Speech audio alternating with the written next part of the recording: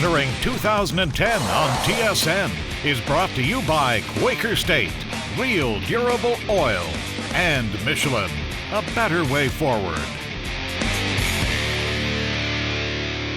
You know, very few businesses escape the recent recession, including the automotive world. The troubles of GM and Chrysler are well documented, but the rivals from Japan also have seen a slump. In fact, Honda is actually thrilled at the fact that it matched last year's sales figures. But that has not stopped them from cutting prices anywhere from $500 to $1,500 on their vehicles. Chalk that one up to you, the consumer. But what Honda has noticed is a trend away from sedans, even its popular Accord, into the crossovers.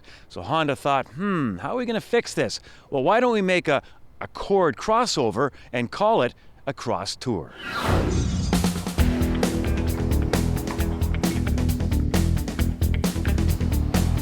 People seem to be wanting more versatility in their products. Truck sales, for example, are increasing these days.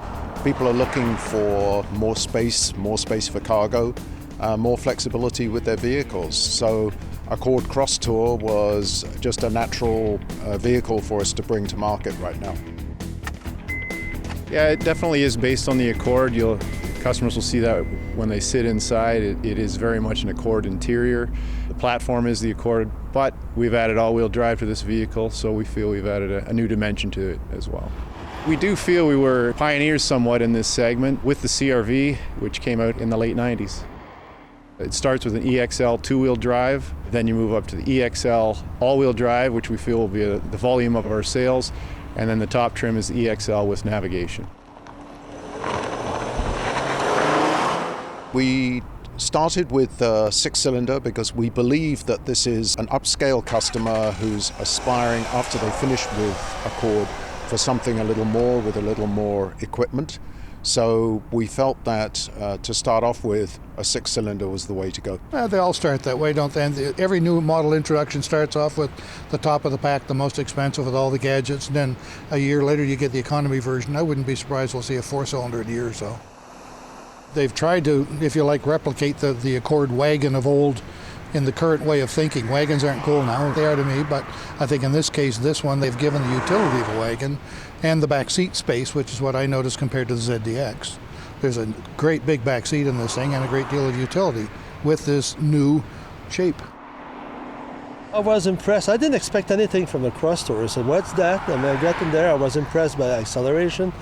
Interior, I think it's a bit more luxurious than the Accord V6 it comes from. To me, the most direct competition would be the Toyota Venza, and it appears to me to be larger than this. The fit and finish of the Venza is below par. The quality of material inside still goes well, but I mean, Toyota should be careful of what they put on the market now, because quality-wise, it's not what it used to be. A couple of things about the Crosstour. One, hopefully they're going to offer it more colors than just black and silver. The other is the cargo area. As you can see with the seats down, despite the intrusion of the wheel wells, there's plenty of room. But what I really like is bonus storage space underneath. In fact, it comes with removable dividers, and then what I really like is that you can remove the entire compartment. Extremely useful. It's going to be a good competitor in a very niche market, because they don't plan to sell tons of them yearly, but I think they will reach their goal. The one good thing about this is they're not messing around fooling us into thinking they're looking for a young market. This is aimed at late 50s and early 60s people. They're not trying to hide anything, and I think that type of person is going to appreciate this vehicle. We've lost some sedan customers. They've defected out of our sedan lineup, and this will give us an alternative and keep them within our family. What? Oh, more later on Kenzie's Corner.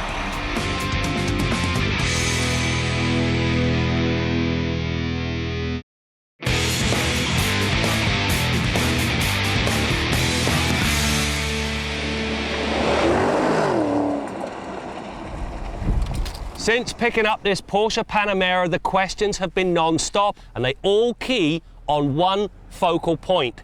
Can a full-sized four-door sedan be a real Porsche?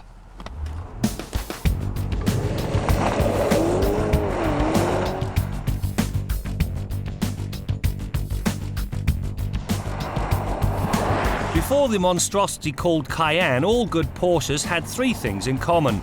They were scary fast, especially those with a turbo attached. They handled like there's no tomorrow, and the brakes, well, they managed to outpower the engine and deliver incredibly short stops. The Panamera Turbo's Brembo brakes, well, they stop on a dime, 37.5 meters from 100k to be exact. One of the things a Porsche has to be is fast. We're going to find out exactly how fast this Panamera is to 100k.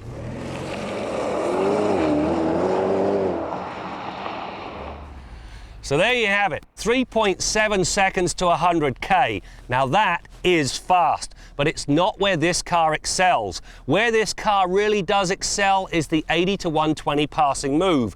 At 2.9 seconds, this thing is a veritable road rocket. The problem is you have to be careful with the gas because it doesn't like stopping at 120. Obviously, having a 4.8-litre twin-turbo V8 that pushes 500 horsepower is a good start. However, it is more importantly the 516 pound-feet of torque that really breathes fire into the Panamera's performance. The use of two turbos, direct fuel injection and Porsche's variable valve timing and valve lift on the intake cam means that this engine begins to twist out its sweetness at 2200 RPM. This banishes the lethargic launch so typical of many blown engines. When equipped with a chrono package, the turbos can actually go into an overboost mode, which bumps the torque output by 10% to 567 pound-feet, and it can do this for up to 10 seconds. In the past, I've always found Porsche interiors to be rather sparse. This Panamera, on the other hand, well, it is positively opulent. To begin with, these seats, they are wonderful and can be adjusted just about any way you want them. You'll also find a very driver-centric cockpit, which is just the way it should be, given the power at play. There are, however, a couple of things I don't care for. First, the navigation system. It's not the best I've used. The second has to do with the loud and proud audio system. It comes with an unwanted flare. These speakers here reflect badly in the windshield, which makes them a bad distraction. The turbo's power is directed to the road through Porsche's 7-speed twin-clutch transmission, a very good all-wheel drive system and monster tyres. It goes without saying that the transmission delivers super fast shifts and the right blend of ratios. Likewise, the all-wheel drive system and tyres combine to all but banish wheel spin. If the tyres do manage to come unglued, there are the usual traction and stability control systems waiting to quell the slippage. Where this Panamera differs from all other Porsche passenger cars, it has a back seat.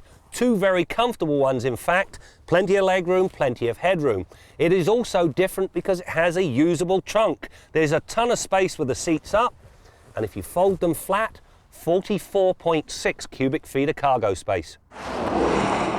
The other place the turbo shines is its tenacity through the pylons, and it all boils down to the active suspension. When in the normal mode, the ride is serene. Depressing the sport button tweaks everything so the ride becomes noticeably firmer without becoming harsh.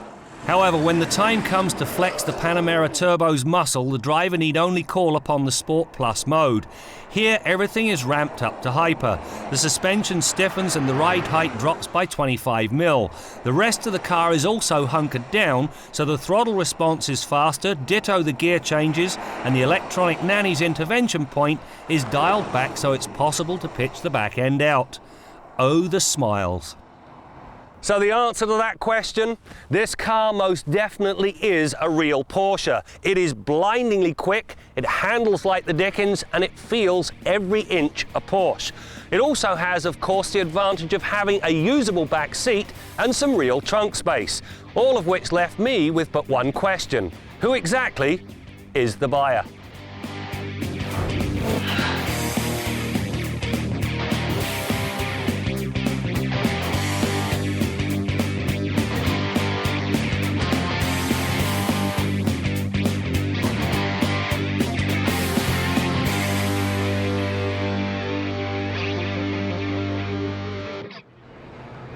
I'm blown away. This is, I've been waiting for this a long time since you quit making a Camaro, and got to drive it in Daytona, and I'm so excited our guys are here. We sell a lot of Chevrolets, and We need the car. We got actually hundreds of sold orders, so we just couldn't be any happier, and I'm honored to have the first one.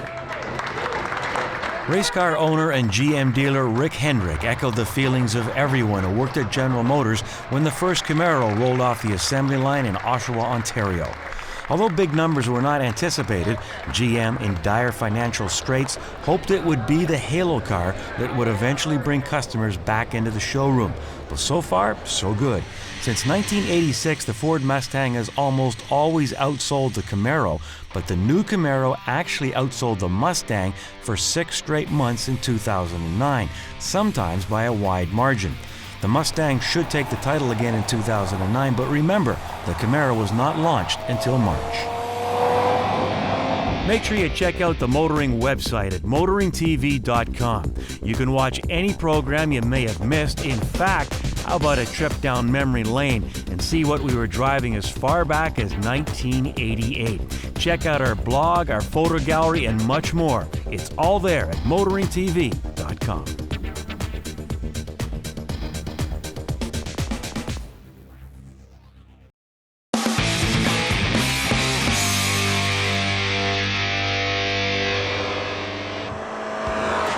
Wanted to put the thrill back into driving, and Kizashi is the brand new car which we created from scratch in terms of platform, and we put a lot of research and development into the chassis development. I really want everybody to test drive it, and you'll love it, I'm sure. Well, we decided when we launched this car that we would bring some competitive vehicle. We've had the opportunity before the press event to drive our brand new Kizashi. We're very proud of what the engineers have achieved with this particular car. I'm going to say, and of course I'm biased, it's outstanding in its category, but you can say that as a marketing person, but the real meaning of what the car can do and will do is bring that car, our new car, along with competitive product. I'm kind of confused because this is the most competitive segment of the market. This is tough sledding. You're going against the Accord, the Camry, the Fusion, Malibu. These guys sell a lot of cars, and Suzuki's going to have to do something to distinguish themselves in this group. Most people, when they go shopping, they don't even think in terms of Suzuki when it comes to a mid-size sedan. So yeah, it's a tough market. Now, that said, what they do have that I like is they have all-wheel drive. Every one of these cars has all-wheel drive. That's a good thing. That'll separate it from most of the cars that you can get with the Fusion and whatnot. But still, tough market. Tough market. Yeah, there's a lot of competition for cars in the intermediate segment. There's a lot of big brands, powerful brands in that segment as well. But you know, it really comes down to consumer choice. At the end of the day, it's a consumer that decides. If we have the opportunity to allow them to test drive our vehicle and compare our vehicle to the competition, that will probably come out on top most of the time. Now, you might think a vehicle like the Honda Accord Crosstour would not interest our guy in the Quaker State garage, Bill Gardner, because as we all know, pickups are Bill's life. But what you might not know is that once upon a time, Bill Gardner actually owned a car, and it was a Honda. You're right, Brad, 91 Civic Si, and you know, that car sat in my shop in the wintertime, never saw any road salt. I sold it to Alfonso. He had a car detailing shop, and I pretty much threatened his life if he were to drive it in the wintertime. He cleaned that car up and spiffed it up. It looked like a brand new car. I was so proud of that car, and selling it to him, it was a great experience. Then he sold it to Rob, and Rob got in touch with me through our show, so I'm kind of keeping tabs on my 91 Civic Si as it goes through the years, and I'm kind of wondering how long it'll last. You know, powertrains and Hondas are really good. I love the look of that new Accord Crosstour. It looks fantastic. I like the hatchback style of the body. And you know, nowadays, I've still got 3 Hondas. One's a lawnmower, one's a snowblower, and the other's a motorcycle, and I just love their power products. They're great. Now, this week I want to talk about a very common suspension noise that you can get in the rear suspension of many cars that have McPherson struts on all 4 corners. And that's when the upper mount on your McPherson strut wears out, and it can be a difficult thing to diagnose. The noise can be really bothersome. You tend to get the noise on rough pavement, especially if you're going over rough pavement, say turning into a driveway or anything where one wheel hits ahead of the other, and you'll hear a banging or clunking or thumping sound in the rear suspension. And when you lift the vehicle up and you look under there, you may not see anything that looks out of place, looks worn, damaged, But when you go to the top end of the strut and remove the strut from the vehicle, you'll see the problem. Now, the strut on this Elantra is still in there. There's nothing wrong with it. We're just using it for a frame of reference. But there's an example of one of these upper strut mounts that wore out. Now, this one came out of about an 02 or 03 Chevy Impala, a GMW body car. And if you look in the middle of this upper strut mount, you can see that rubber portion, and this basically is a rubber isolator that isolates noise and harshness from the rear suspension from entering the cab of the vehicle, the passenger compartment of the vehicle. And if you look in the center of that rubber, you can see it's all chewed up and all egg-shaped, and that steel sleeve is supposed to be properly bonded in there. It should be part and parcel of that. You shouldn't be able to separate the two. So when I took the suspension apart in the Impala, one side had done this, one side was perfect, the other side had this worn out mount. Compressed the spring, replaced this mount, put it back in, noise fixed. And you know what? It often is a process of elimination going through that rear suspension to determine where that noise is coming from. And it often comes down to looking at everything, determining there's no other problems, and then going into the struts. And another interesting thing is, this particular customer with the Impala took it into a dealership for servicing. They had lifted the car up on the hoist. When you do that and the suspension hangs down, it tends to move this to a different position.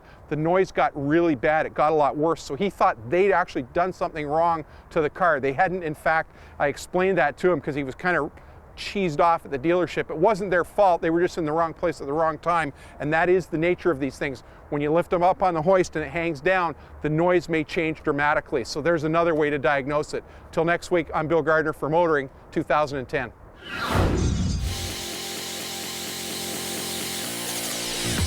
Now I'm pleased to introduce right now the 2011 Automotive North American debut for the Chevrolet Cruze. This is it, the Chevrolet Cruze, the all-new Cruze. It actually changed the rules for the compact car class. You know, it offers more interior room than our current competition and with some unexpected upscale amenities. You know, Cruze is going to reinforce our gas-friendly theme by delivering best-in-class fuel economy with up to 40 miles per gallon highway in the high-efficiency output mode. You know, Cruze is also designed to provide segment-leading safety that's important to today's modern family. That's why Cruze has 10 standard airbags, plus technology-leading OnStar with crash notification. And Cruze has been achieving the 5-star safety ratings everywhere around the world that we've been launching it, including in Europe, where it recently received, a couple weeks ago, the highest score ever in frontal and side collision tests for passenger car in Euro NCAP history. And Cruze will lead the way for Chevrolet in small displacement engines with turbocharged engines that are highly fuel efficient.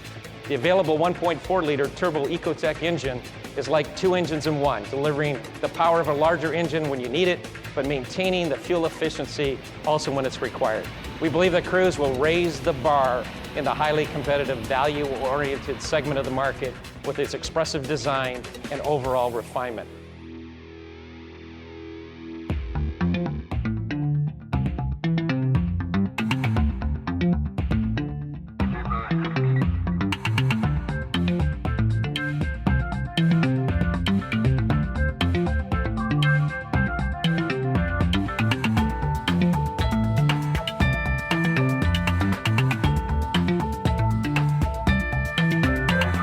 Closed captioning of Motoring 2010 is brought to you by the most fuel-efficient crossover on the highway, the all-new Chevy Equinox.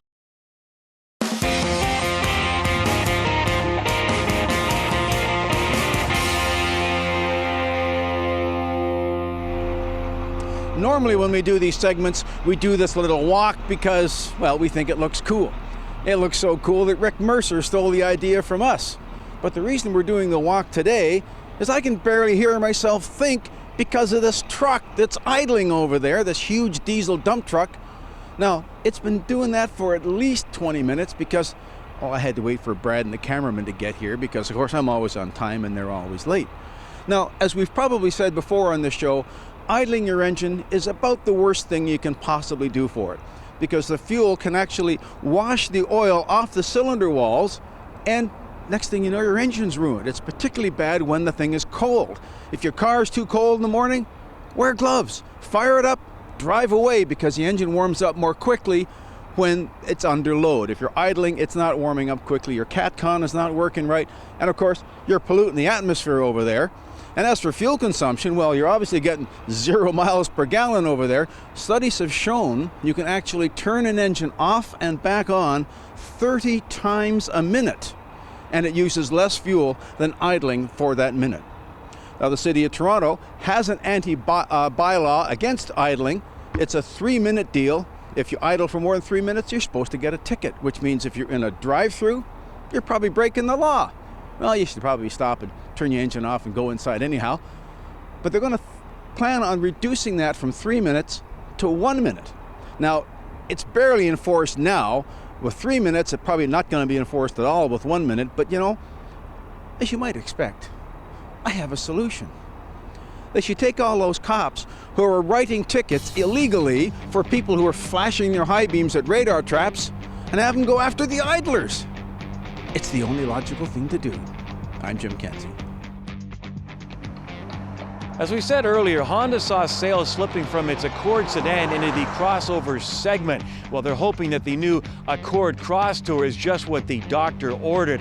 I like the car, and that's key. Yes, it's a crossover, but it's definitely a car, and it's not a truck. I particularly like the styling, which is not something we used to say about Hondas. Even the interior is very plush, almost has a sporty feel, which is just what Honda was hoping to accomplish. Now, it's not going to be easy when you've got competition like the Venza, the CX-7, the Outback, and the Murano, but at least now with the Crosstour, Honda is at least in the game. Graham will have a much closer look on a future test drive, and once again, check out motoringtv.com and among other things, cast your vote for our Car of the Year of 2010. That's it for now. We'll see you next time out as we continue to bring you more stories about cars and the people who drive them.